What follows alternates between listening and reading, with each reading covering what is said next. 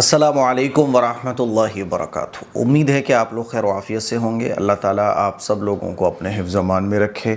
آج ہم لوگ پڑھیں گے رکوع نمبر 6 کا ترجمہ اور تفسیر۔ کافی لوگ کامنٹ کر رہے تھے کہ ایک رکوع بیچ میں سے غائب ہے، وہ ایک رکوع اپلوڈ نہیں ہوا ہے۔ تو میں آپ لوگوں کو بتا دوں وہ رکوع ایک دم اوکے ہے، شاید 2-3 دن پہلے وہ رکوع اپلوڈ ہوا ہے جس کے بارے میں بات چل رہی ہے۔ اس میں کیا ہے کہ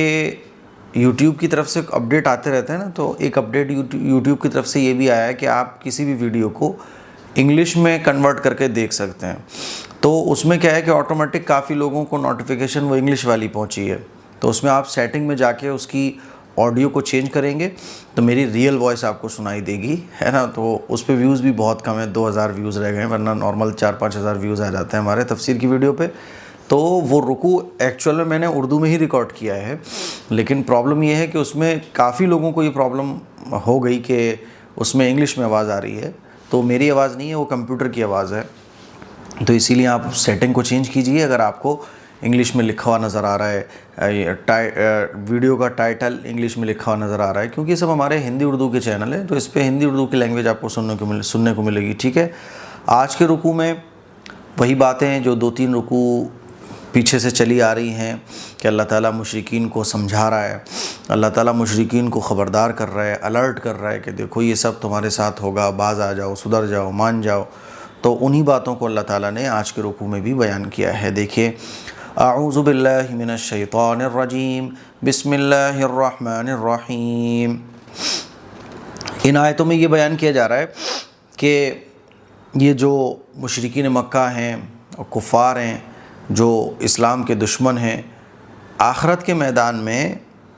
جب ان کے سامنے سب کچھ کلیئر ہو جائے گا، دنیا میں بھی ان کو پتہ ہے، لیکن ہوتا ہے نا کہ جب تک آدمی کے سامنے انجام نہیں ہوتا تو اس وقت وہ ڈھیٹ بنا رہتا ہے،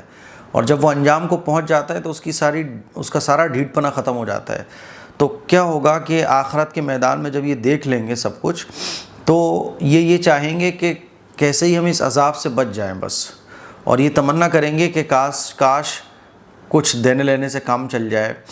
کسی کی سفارش چل جائے، کیسے ہی بس بچ جائیں۔ یہاں تک کہ یہ تمنا کریں گے کہ دنیا میں جو کچھ ہے وہ ان کو مل جائے، تو سارا کا جس دنیا کے لیے یہ لڑے پڑے جاتے ہیں، اس دنیا کو بھی یہ جان بچانے کے لیے فدیے میں دینے کی کوشش کریں گے۔ اور جب عذاب ہوگا تو شروع میں ہوتا ہے نا کہ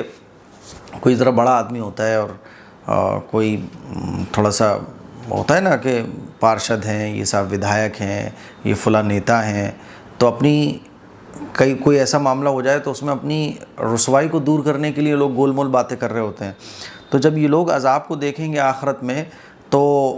شروع میں تو یہ اس عذاب کو ایسے کریں گے جیسے کچھ فیل نہیں ہو رہا، بالکل کوئی پریشانی نہیں ہو رہی، لیکن جب وہ عذاب بڑھتا چلا جائے گا تو پھر یہ واویلا مچائیں گے۔ ہوتا ہے نا کہ مان لیجئے بھرے مجمع میں کوئی آدمی گر جاتا ہے تو چوٹ تو اس کے بہت لگی ہوتی ہے، لیکن شرما کے وہ کہہ رہا تھا نہیں اوکے کوئی پرابلم نہیں، ہلکا سا گر گیا میں نارمل بس، لیکن لگی بہت ہوتی ہے۔ بالکل اسی طرح سے یہ لوگ بھی کریں گے۔ دیکھیے،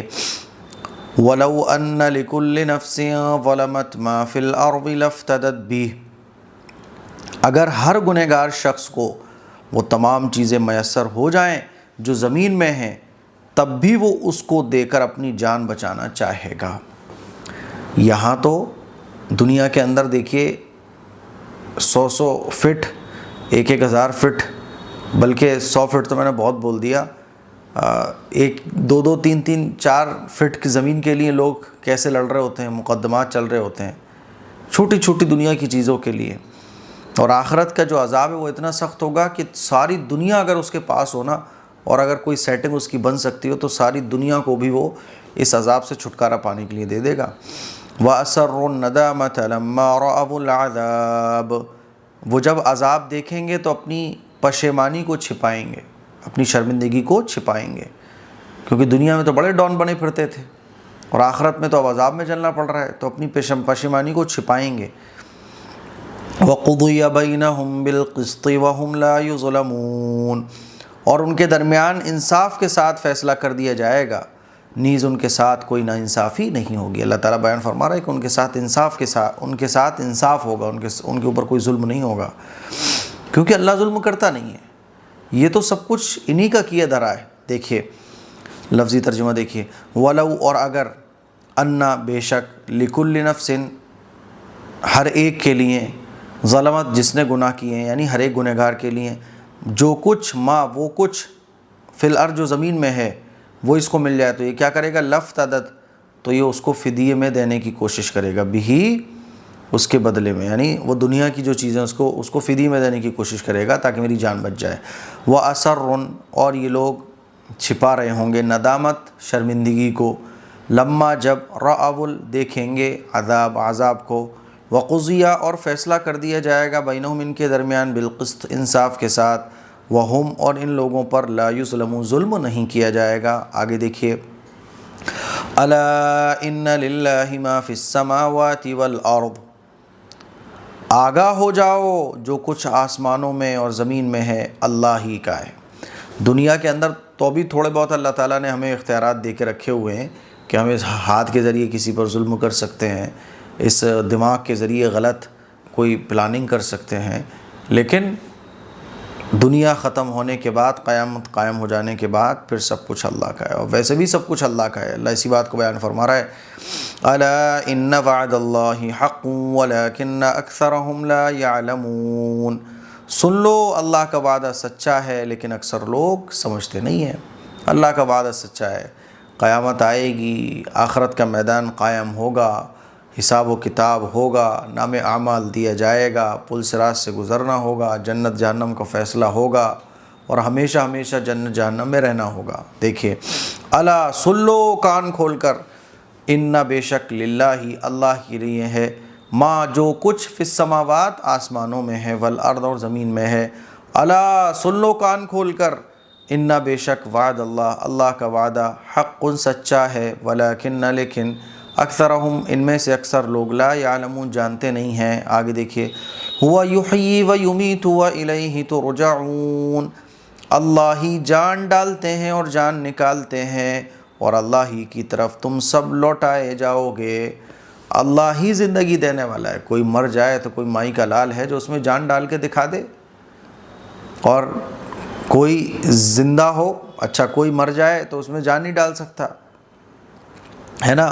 اور کوئی زندہ ہے تو اس کو کوئی مار کے دکھائے، تو زندگی اور موت اللہ دینے والا ہے۔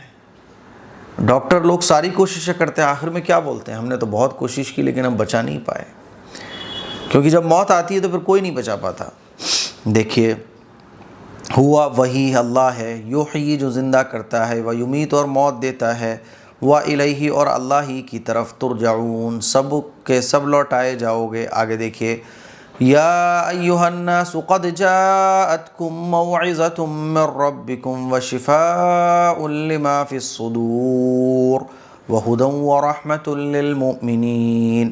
اے لوگوں تمہارے پاس تمہارے پروردگار کی طرف سے نصیحت اور دلوں کی بیماری کا علاج آ چکا ہے، اور ہدایت کا ذریعہ اور مسلمانوں کے لیے رحمت کا باعث ہے۔ چار باتیں یہاں ذکر کی ہیں، دیکھو یا ایھا الناس اے لوگوں، قد جاءتکم تمہارے پاس آ گئی ہے، یہ قرآن آ گیا ہے، ہدایت کی کتاب آ گئی ہے۔ یہ اس قرآن کے بارے میں چار باتیں، موعظتم یہ نصیحت ہے، من ربکم تمہارے پروردگار کی طرف سے نصیحت ہے، اس کے اندر بہت ساری نصیحتیں ہیں، انسان کی برائیاں نکلتی ہیں، اس مصیبت کے وقت میں انسان کو ایک موٹیویشن ملتا ہے، تو نصیحت ہے اس قرآن کے اندر، وشفاء اور شفا ہے، لما فی الصدور دلوں کی بیماریوں کے لیے،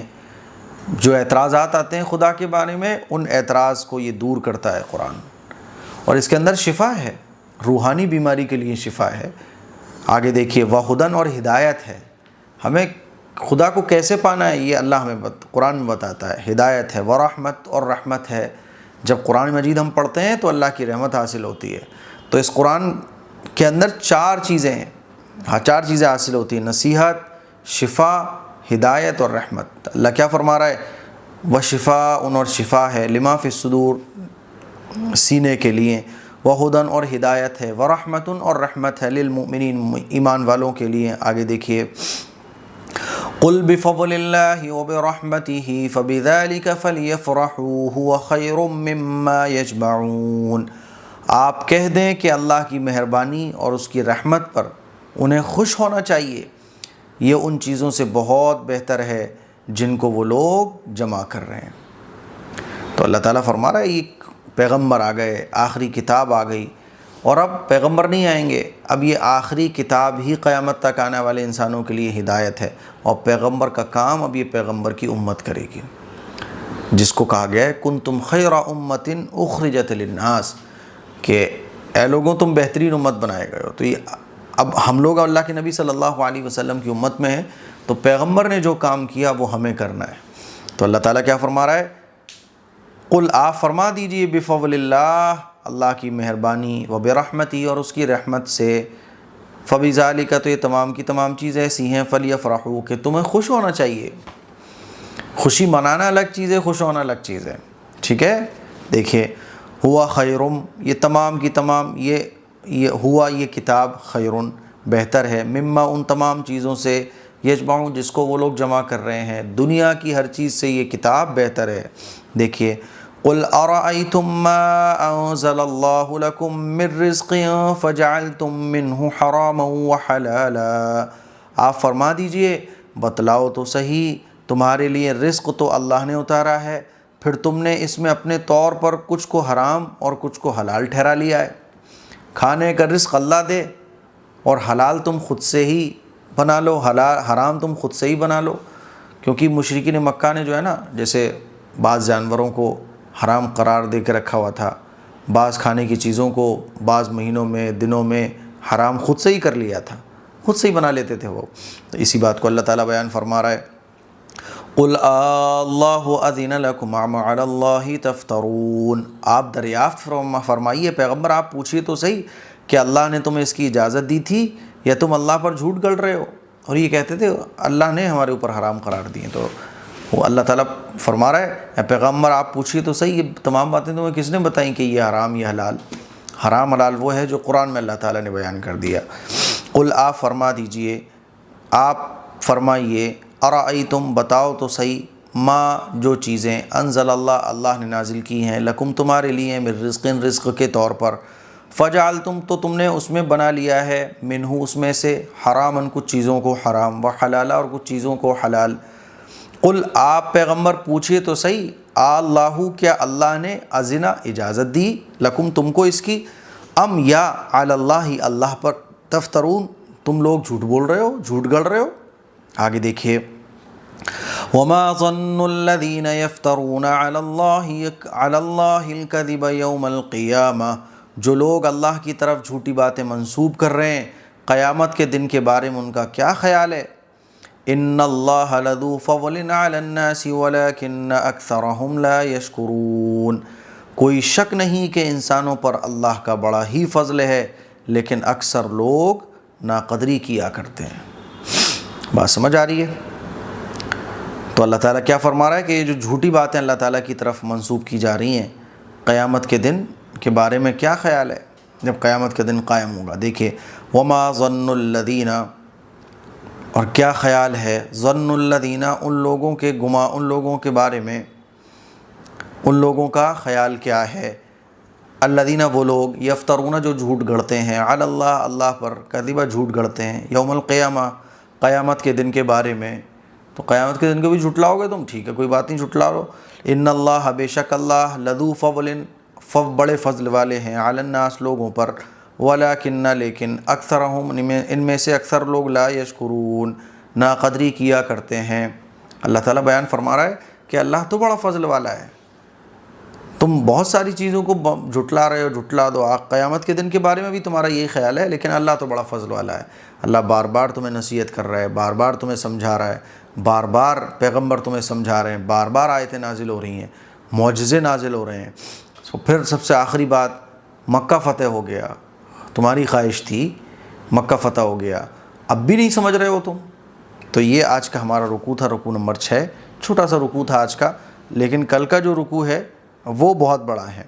تو کل کے لیے تیار رہیے گا، دعاؤں کی گزارش ہے اس کلپ کو شیئر کریں اور کامنٹ کر کے ضرور بتائیے گا کہ آپ کو تفسیر کی کلاسز میں مزہ آ رہا ہے کہ نہیں آ رہا ہے۔ अस्सलामु अलैकुम वरहमतुल्लाहि वबरकातुहू। सोशल मीडिया पर काम करते हुए 5 साल से ज़्यादा हो चुके हैं, लेकिन अभी तक आपने नहीं देखा होगा कि मैं किसी चीज़ को, कोई प्रोडक्ट की स्पॉन्सरशिप लेके आपको बोल रहा हूँ कि ये चीज़ खरीदो, इसके बहुत फ़ायदे हैं, क्योंकि मुझे उसके बारे में पता ही नहीं होता है। हर महीने मेरा नुकसान होता है क्योंकि मैं स्पॉन्सरशिप नहीं लेता हूँ, किसी भी प्रोडक्ट का ऐड नहीं करता हूँ, क्योंकि मुझे उसके बारे में नहीं पता। तलबीना जो इस वक्त आप मेरे हाथ में देख रहे हैं, इसका मैं आपको ऐड इसलिए कर रहा हूँ आपके सामने, और इसको रिकमेंड आपको इसलिए कर रहा हूँ क्योंकि ये जो तलबीना है, तलबीना मैंने भी बहुत खाया है और आपने भी तलबीना इस्तेमाल किया होगा, लेकिन एक बड़ी प्रॉब्लम तलबीने में मुझे देखने को ये मिली, मार्केट में जितने भी तलबीने हैं उसमें वो मजा ही नहीं आता, क्वालिटी की बहुत कमी पाई जाती है। ये जो तलबीना है आप देखेंगे माई हदाया का तलबीना, ये ऐसा तलबीना है जो पर्सनली मुझे बहुत पसंद है, और ये इंशाल्लाह आपको एक बार अगर आप इसको टेस्ट कर लोगे तो आपको इसके अलावा कोई और तलबीना भाएगा ही नहीं। इस तलबीने के साथ क्वालिटी में कोई कॉम्प्रोमाइज नहीं किया गया है, भर भर के क्वालिटी इसके अंदर